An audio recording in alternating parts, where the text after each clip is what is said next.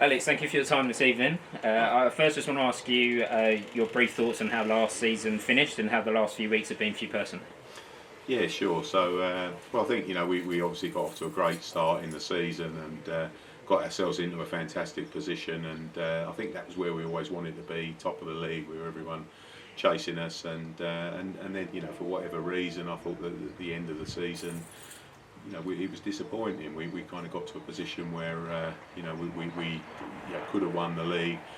Then the realisation that we then couldn't win and we were going to be in the playoff set up, and I think maybe we didn't adapt too well to the thought that we could still go up through the playoffs, and rather like last season, the playoff final I thought for me was disappointing, and we had a great chance to go up last season. I think for me probably the best chance we've ever had to go up, and it was disappointing to lose in that manner to Averley, and best of luck for them for next season, but I was disappointed, and so I think obviously it's quite well publicised that we parted company with Mark, which was a real tough decision, and I think I've read quite a bit about it online, but it wasn't a decision we took lightly. It wasn't something where we in anger we just said, right, that's it, that's enough. We did think about it long and hard. We had a number of board meetings to discuss the position, and yeah, it was a real tough call. Mark's a fantastic manager and has achieved so much in non-league and in professional league, so it was a real tough decision. And but knowing that we'd done that, and knowing that we didn't want to have that feeling again of disappointment, we set our sights on trying to get a new manager in, and that really, you say the last couple of weeks, I'd say, since the minute that Mark departed, really 4 weeks ago, we've been actively recruiting and interviewing managers. We've seen, we were all, as a board, we were really delighted with the standard of applications that we got. We interviewed some really good candidates, and I think it's fair to say that most of them, in one way or another, would have been good for us as a club. And so yeah, the past sort of 4 weeks has really been about trying to get the right person in for this club that's going to take us on to the next level where we want to be. So. And turning to this evening, so some very exciting news that we're announcing this evening. So our new manager, Steve Morrison. I know there's probably only so much of the last conversations, last few weeks that you can share, but of what you can, how did this all come about? Yeah, I mean, I think a lot's being made about the Millwall connection, which obviously is great for me. But Steve Morrison, we were contacted to say that Steve might be interested in speaking to us, and that really excited us. And we'd seen some great candidates, but no one really from the professional league. And when you start to look at Steve's pedigree, I mean, if you forget the Millwall side of things, he played for Norwich in the Premiership. He managed Northampton's under-18s, went to Cardiff, managed their under-23s, and went on, I think it was a 12-game unbeaten run that ultimately put him in pole position when Mick McCarthy was sacked as Cardiff manager and took over. And when you look at the job that he did there, as someone that's never had any professional first team experience in management, he had to completely rebuild the team, 15 players out, 17 players in, and kept them safe. And so, as soon as we knew he was available potentially and was interested in having a conversation, that for me was a no-brainer really. And then it just got better and better from there. Every time I spoke with Steve, I was so impressed by his passion for football and ideas that he would have about how he could take the club forward, and ways and things that he would like to bring in that kind of brings that winning mentality to the team. And I was a little bit nervous with having got 15 players out at Cardiff and bringing 17 in, but that was the directive of the chairman of Cardiff, not Steve's wish. So, because we've got a good squad here, we've got a good crop of players that have come very close each season to getting us promoted. Mm-hmm. So we don't want all out chaos at the club. We want some enhancements to the team and a mentality that drives us towards knowing that we want to win this league and get promoted to the Conference South. So I had a number of conversations with Steve. He and I were then kind of both out of the country at different times, and obviously as a board we kind of reviewed all of the applicants that we had, and we felt that Steve, to add complication to it, was still involved in the Cardiff manager situation, and was in active conversations to go back.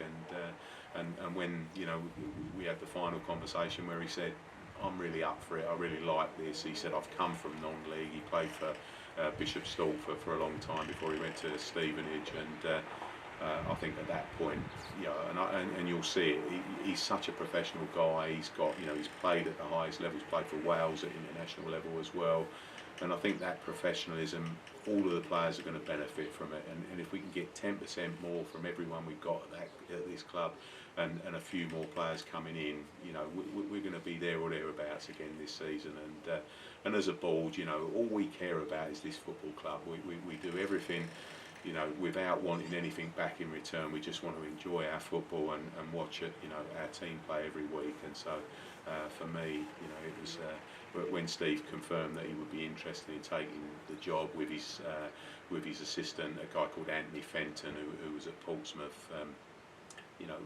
We were over the moon, and I think for us it's a big move, and I really think if we felt as a board that he was doing this as a 6-month gig to then try and get back into the Football League, we wouldn't have made the decision. But you'll see when you meet him that that's not his intention at all. He's prepared to sign a decent contract with us, and I think we're going to benefit significantly from having him at the club. And of course he's won the trophy twice as well, once under Mark Stimpson, believe it or not, and scored the winning goal. So I'm absolutely delighted to be able to bring someone of Steve and Anthony's quality into this club, because I think it's what we deserve as a club, and I think as the fans are going to love him. He's a great guy. And you spoke a little bit there about Steve's qualities, and you spoke about his professionalism at all levels of football. Is that the thing that stands out for you most? And also, what do you think the direction he can take this club forward next season? Well, I think the qualities for me is he's a winner. He's won. He's won at Wembley. He's got Millwall promoted to the Championship. He's won the FA Trophy. He's scored the winning goals in all of those games as well. He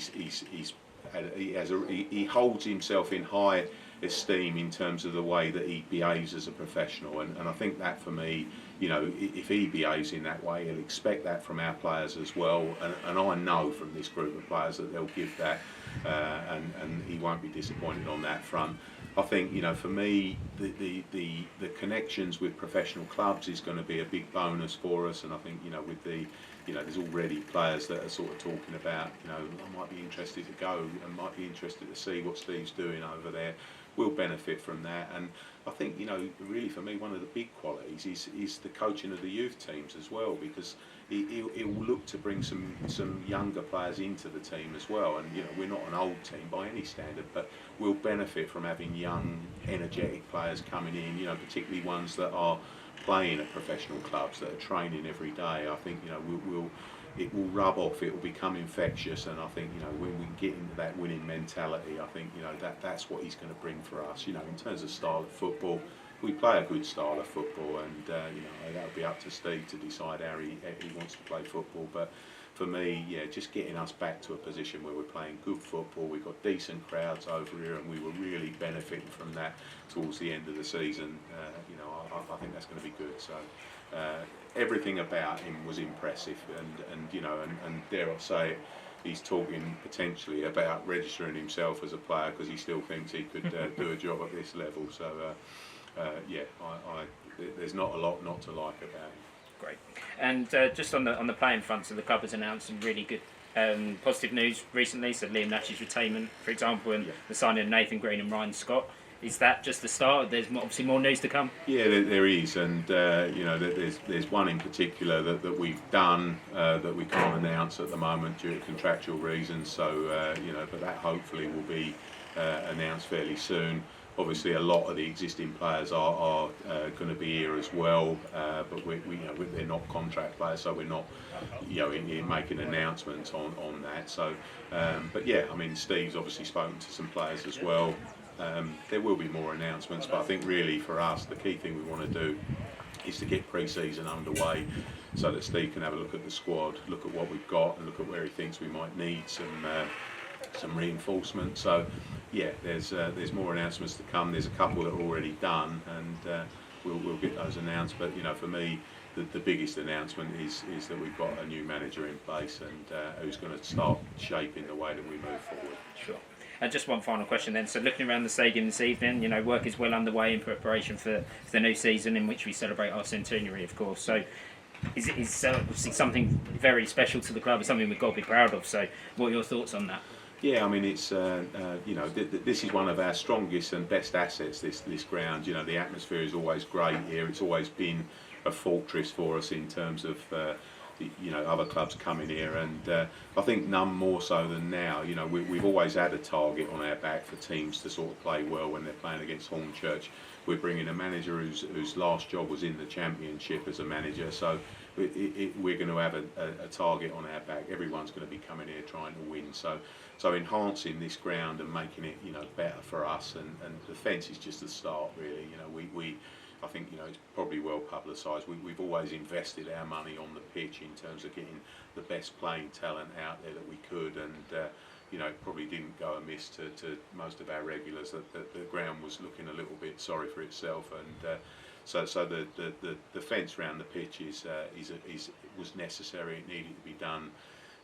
Unfortunately, we don't get an awful lot of financial support from the council, so we tend to have to do these things ourselves. But it's something that we view as an investment, so that it enhances the fan experience while they're here.